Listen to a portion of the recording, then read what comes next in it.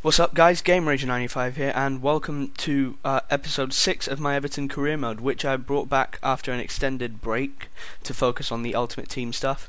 And one thing I quickly wanted to address before we get into the first match is the missing Man United match from the previous episode, and I did lose that match 2-0, but I lost the footage unfortunately, so I had to show you this QPR match, which playing against the team I support was quite interesting, to be honest, but I knew that I had to get something out of this match. It was a Capital One Cup fixture, and I wanted to get to the semi-finals in this cup, because Everton are certainly a good enough team to do it. But in the 18th minute, we get some good build-up play from Bernard to Morales, and on the edge of the box, he just smashes it into the opposite corner. It's a great goal, to be honest, and I do enjoy getting those just edge of the box goals, because I think they make it they're nice goals to score, I guess. But unfortunately, some nice play from Cisse and Taarabt, and with his 5-star weak foot, Taarabt can hit a left foot shot quite easily into the corner of the net, which is exactly what he did. And unfortunately,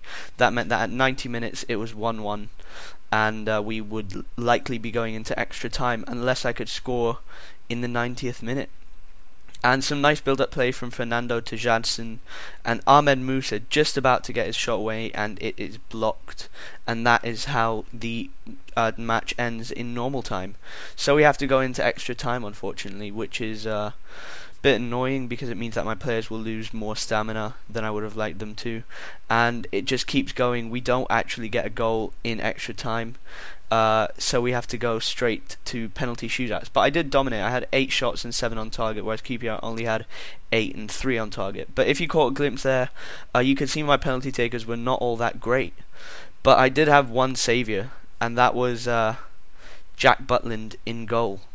And he saved the first penalty from Cisse, and then Morales converts pretty easily enough, to be honest. Not too difficult a goal to save from him.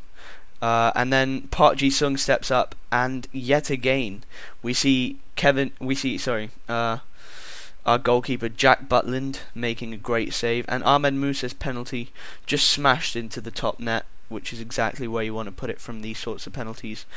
Better online maybe, that sort of penalty, because people don't usually tend to aim up. But again, Jack Butland saves his 3rd penalty in a row, and I could have the perfect penalty shootout here if Kurt Zouma can convert it, which he does. And we win that penalty shootout 3-0 against QPR, and that puts us through into the next round. Our centre-back there getting the winning penalty. And to be honest, it was a dominant performance that did deserve a victory. But we can look at some of the other Capital One Cup results, and some of the main ones that caught my eye: MK Dons 2, Swansea 1, Chelsea 3, Charlton 0, and Brentford 1, West Brom 0. So those were all, well, 2 of those were real shocks, and one of those was a good match. One thing I did, I'm not sure if I mentioned it before, is that Adrian has joined the club, which as you can see on the screen he has done.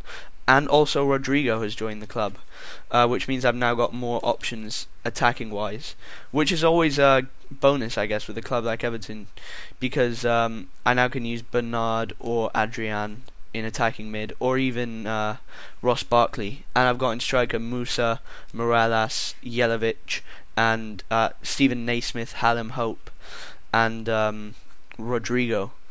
So that's all very good stuff for me. For the squad, it means that I can rotate a bit more in attack. In defence, it's a bit more of a worry, because I don't have many centre backs left for cover. I've got Bruno Martins Indy, but that's it. And it's a bit of a worry for me. I could perhaps put Brian Oviedo in centre back, but I prefer to use him as a defensive mid or as a left mid. And in right mid, I've got Zaha and Seamus Coleman as his cover. So I've got quite a good squad at the moment. Jack Butland is growing, and as is everyone in the first team. And you could see there that I went with the strike partnership of Musa and Rodrigo, with Bernard playing just behind them, and Zaha and De La Feu in the wing positions, which is what I hope to make my future permanent attacking 5, I guess. And we go into this match against West Bromwich Albion, and in the 45th minute I play a short goal kick which goes to Umiti. Deulofeu with a nice dummy there, playing it to Rodrigo, who gets a good ball to a simple ball to Bernard. He has a nice fake turn there, plays it to Musa, and Musa plays it to Rodrigo, who is going to smash it in to the bottom corner. On his stronger foot, he is left-footed, and that's, I guess, why he's such an interesting player to play with, because of his left foot. It's such a good I tend to find that left-footed players have more powerful shots. So you look at Van Persie and Rodrigo as the two main examples, but there's so many others which I can't name right now. And Ahmed Musa with some lovely work there to beat his men, and gets a shot away which is saved by the keeper. Deulofeu tries the skill to beat his man, but it's knocked out for a corner, and they make a substitution here, bringing on Zoltan Gira for Yashin El Ghanassi. And I go for my custom tactic from the corner, which is headed by Zuma, and one of the weirdest goals that I've ever scored, with Yusuf Malumbu claiming the own goal, unfortunately for him. But that was a very, very weird corner goal, deflected maybe 3 or 4 times between the player and the goalkeeper. And you can see some pulling there from his defender on Rodrigo, which wins me the penalty. Or on Ahmed Musa, sorry, I should say. And that wins me the penalty. And you might have seen there that Rafael Sobis is actually at West Bromwich Albion, which is quite interesting. But we do score the penalty, of course, with Rodrigo. And I make a few substitutions later on in the match. But great control, first of all, by Ahmed Musa. And he manages to hold on to the ball despite the pressure. He cuts into the middle, plays it back to Adrian, whose shot is originally saved, but Rodrigo on his weaker foot, getting another goal. And I believe that is his hat-trick. So I think that's a debut hat-trick, if I'm right. And I mean, what a way to start your career with a club, getting a hat-trick. And the ball's played forward to substitute Adrian, who lays it off to Musa, who beautifully curls it in with his left foot. And that gives me a 5-0 advantage, which I did hope to keep until the end of the match, but unfortunately Shane Long's shot is saved partially by the keeper, but it seems to go through his legs, and Rafael Sobis gets the goal that he, I guess, wanted to get for West Brom, having just started with them. So that was a great match. I got 5-1 victory, and you can see that the press are going crazy that, oh, it's a great start. But it's nothing less than I expected against West Brom, who aren't necessarily the best team in the league. But you might see on the side there that Kevin Morales is the joint top scorer in the league. And I might have to rotate a bit more frequently between him and Rodrigo or Musa, because he's doing quite well. He's on form for me, and that's always a benefit, I guess.